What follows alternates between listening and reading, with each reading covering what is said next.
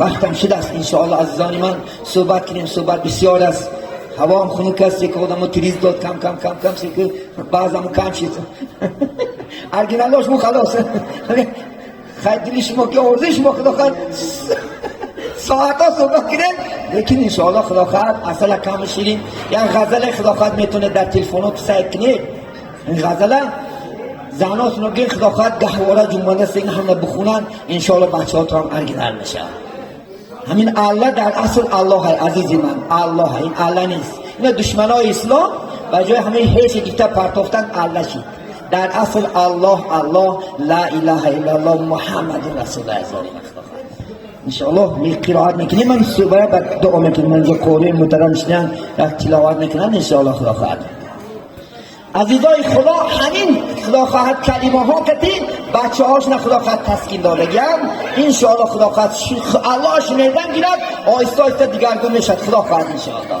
چون که همه چیز وابسته به تربیت است. عربا میگن که کیف یکون المربی تکون المربا. تربیت کننده چخیل باشه تربیت گیرنده هم همخیل میشد. عزیزی الله الله الله جانم الله کلان شوی چکان شوی خواننده قرآن شوی. کلان شوی چکان شوی خواننده قرآن شوی. الله الله الله جانم الله جوینده ایمان شوی دستیار مردمان شوی.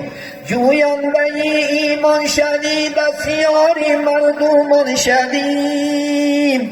الله الله الله جانم الله گوینده الله شوی هم ناصری یزدان شوی. گوینده الله شوی هم ناصری یزدان شوی. الله الله الله جانم الله فرزندی با کمال شوی با نوری با ایمان شوی. فرزندی با کمال شوی با نور و با ایمان شوی. الله الله الله جانم الله در گفته الهی جان را فدا نماییم. در گفته الهی جان را فدا نماییم. الله الله الله جانم الله ای خداوندی کریمی چاره ساز ده بر فرزندم عمری دراز. ای خداوندی کریمی چاره ساز ده بر این فرزندم عمری دراز.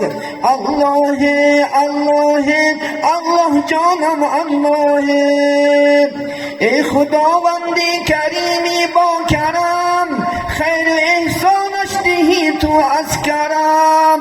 ای خداوندی کریمی با کرم خیر و احسانش دهی تو از کرم. الله الله الله جانم الله ای خدای کریمی راهنما از کرم باطل فکم راه نما. ای خدای کریمی راهنما از کرم باطل فکم راه نما. الله الله الله جانم الله ای خداوندا هر دوی عالم. ای خدای مهربان تو نگهدار طفلکم را در امان.